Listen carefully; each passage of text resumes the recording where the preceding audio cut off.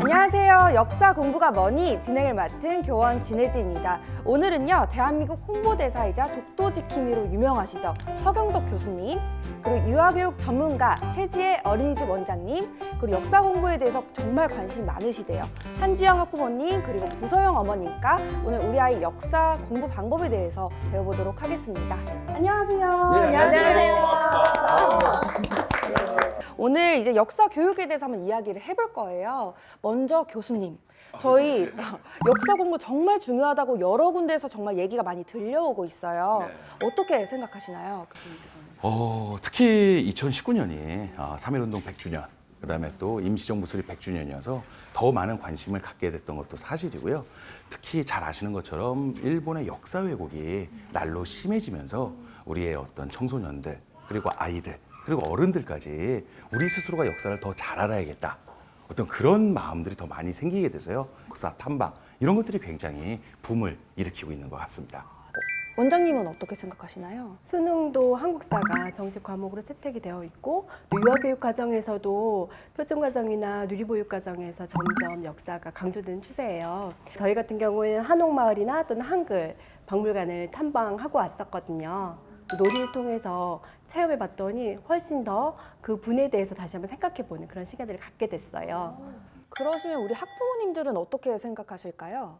어렸을 때부터 위인전을 많이 읽다 보니까 자연스럽게 이제 그 위인들이 살던 시대에 이런 데 관심을 갖고 그게 곧 이제 공부로 이어져서 역사를 전공하는 특별한 경우였고요. 대부분 친구들 같은 경우에는 이제 수업을 듣고 나서 이거 언제 외워? 그렇죠. 네, 이런 식의 이제 역사는 곧 암기 뭐 이런 식의 생각을 많이 했던 것 같아요. 네. 맞아요. 저도 사실 역사를 포기한 역포자였어요. 역사가 정말 중요한데 우리 아이들한테 어떻게 가르쳐야 할지 정말 잘 모르겠어요. 그럼 교수님과 원장님, 유아기 역사 교육이 왜 중요할까요? 꼭 필요할까요? 필요하다라고 느낀 게요. 제가 이제 딸아이가 지금 6살입니다. 근데 저를 닮았어요, 딱. 예. 이 얼굴에서 머리만 길었다고 생각하시면 되는데. 우리 딸아이랑 제가 이제 스마트폰을 보면서 이제 SNS를 하고 있었는데 제가 이제 메인 화면에 독도 사진을 이렇게 올려놨거든요. 근데 아빠 이게 뭐냐요? 그래서 이게 독도라는 거다. 그랬더니 이 친구가 그걸 기억하고 있었나 봐요. 다음에 제가 뉴스를 같이 보는데 아빠 저 독도다. 그래서 깜짝 놀랐어요. 그래서 지금 6살 때도 역시 이제 글을 조금씩 읽어 나갈 때 오히려 이런 우리의 독도의 역사 이런 부분들을 알려주는 게 굉장히 중요하겠다라는 생각이 들었습니다. 유아기는 자기의 존재감을 인식하면서 일생을 살아갈 가치관 형성이 기초가 되는 중요한 시기예요. 이 시기에 현재와 과거, 미래가 존재한다는 인식을 심어주고 다양한 삶에 대해 생각할 수 있게 안목을 기르도록 하는 것이 굉장히 중요해요. 그런데 아까 역사를 포기하셨다고 말씀을 하셨었어요, 어머님이. 그럼 이 역사를 포기하는 사람, 역포자가 왜 나타나는 걸까요, 교수님? 그게 어렵기 때문에 그런 거죠. 그래서 우리가 좀 어렵지 않게 우리가 좀 더 쉽게 아이들에게 다가갈 수 있는 그런 교육 콘텐츠를 개발하는 게 저는 제일 중요하다고 생각이 듭니다. 그러면 그렇게 제대로 기초를 쌓지 않은 친구들이 중고등학생으로 넘어가면서 역사 공부를 확 이렇게 접하게 되는데 그때 꽤나 버겁게 느껴지겠네요. 맞습니다. 그때 왜냐하면 초등학교의 어떤 과정에서는 조금씩 다루다가 갑자기 중고등학교 때 비중이 많아지잖아요. 딱 받아들이는 입장에서도 굉장히 부담 가질 수밖에 없다라는 거죠.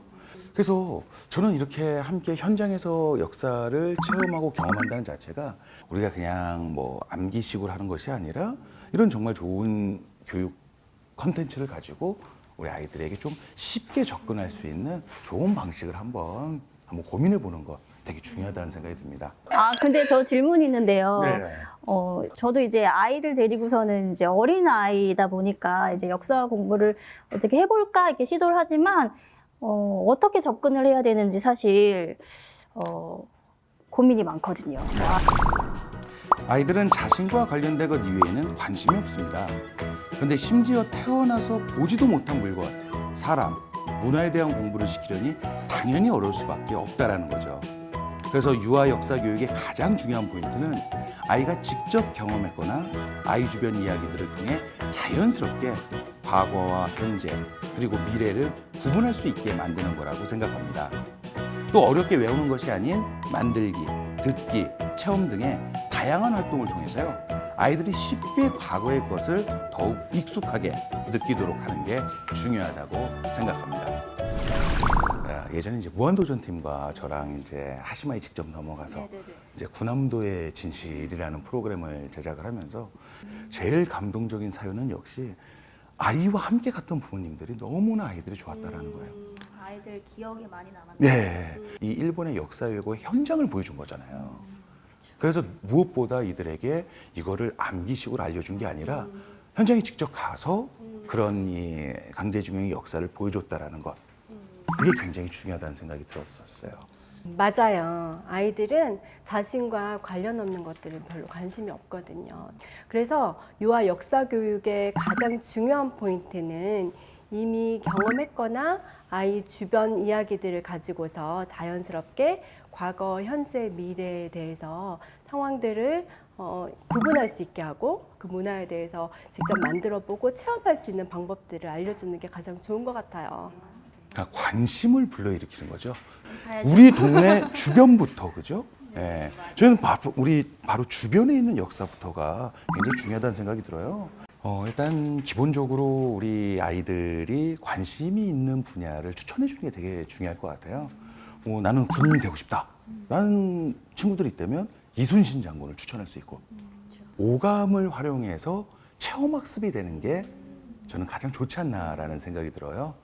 그래서 요 지금 말씀해주신 내용을 간략하게 좀 정리를 해보자면 우리 아이들의 역사를 배우게 할 때 그 역사를 멀리 떨어져서 생각을 하는 것이 아니라 일상 속에 얼마나 또 연관이 시켜져서 좀 역사를 와닿게 하는지 그게 좀 중요할 것 같아요.